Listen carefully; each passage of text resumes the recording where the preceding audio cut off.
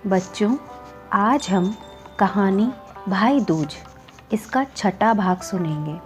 पंचम भाग में हमने यहाँ तक सुना था कि रामा की बहन माला बिना पानी पिए ही वापस आ जाती है और झरने के पास से ही रामा को कोसती हुई आती है।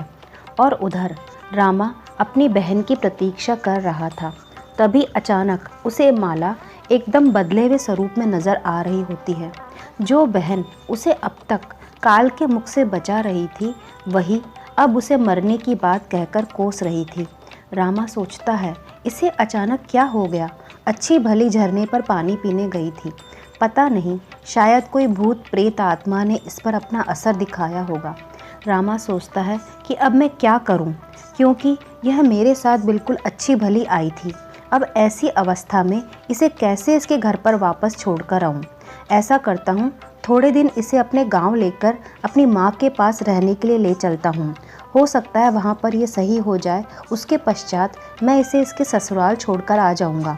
ऐसा सोचकर रामा माला को अपने साथ अपने घर ले आता है। वहाँ पर भी माला रामा को भला बुरा कहे जा रही थी। वह रामा से कहती है, तू मर जा, तेरे हाथ पैर टूटे, तेरा सिर फूटे। पता नहीं बहुत बुरी बुरी बातें रामा को बोले जा रही थी और सारे दिन रामा को कोसती ही रहती थी। तब उसकी माँ रामा से बोलती है, तू इस मुसीबत को यहाँ क्यों लाया? देख ले कैसी है तेरी बहन। उस समय रामा अपनी माँ से कहता है कि नहीं माँ, इसने तो जगह जगह मेरे प्राण बचाए हैं। पता नहीं जब ये पानी पीने गई तब वहाँ पर इसे क्या हो गया। उसकी माँ माला से बिल्कुल भी प्रसन्न नहीं थी। फिर कुछ समय में ही माला यह पता कर लेती है कि वह सती स्त्री कौन है जो रामा के प्राण बचा सकती है।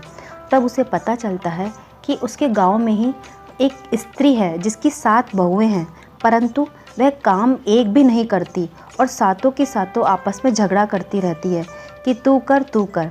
इस बात से वह सती स्त्री बहुत परेशान रहती है।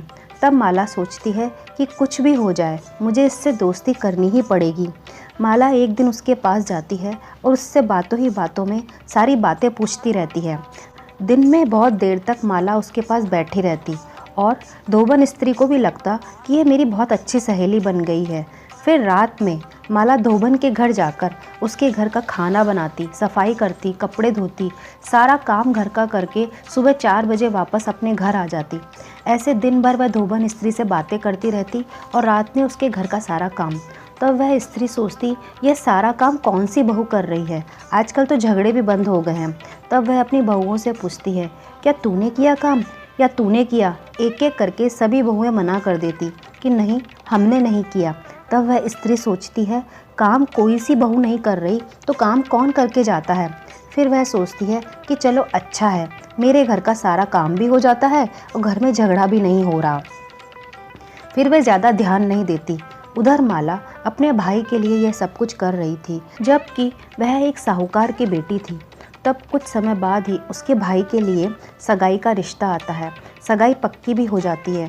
माला बहुत खुश होती है, परंतु कहती है, मेरी भी सगाई आए, मेरे भी सारे नेकचार करो। जो इस रामा के लिए होगा वह मेरे लिए भी होगा।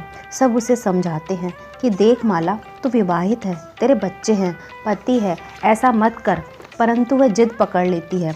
तब घर में शांति रहे, इसके लिए वह सभी काम होते जाते हैं जो माला कहती जाती है। फिर जब रामा की बारात निकलती है तो माला कहती है कि मेरी भी घोड़ी सजाओ, मेरी भी बारात निकालो। तब उसकी बात मानकर उसकी भी बारात निकालते हैं। जब बारात दूसरे गांव जा रही होती है तो रास्ते में 2 दरवाजे आते हैं जिनमें से बारात को निकलना था। एक दरवाज़ा नया था और एक पुराना था।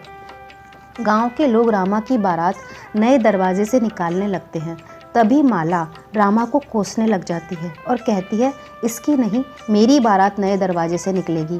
गांव वाले हार कर रामा की बारात को जैसे ही पुराने दरवाजे से निकालने लगते हैं, वैसे ही नया दरवाज़ा भर भरा कर गिर जाता है।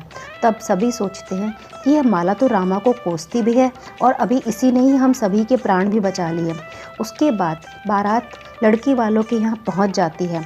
रामा और उसकी दुल्हन जब मंडप में बैठे होते हैं, तभी अचानक ही रामा की गर्दन टूटकर लटक जाती है और वह गिर जाता है।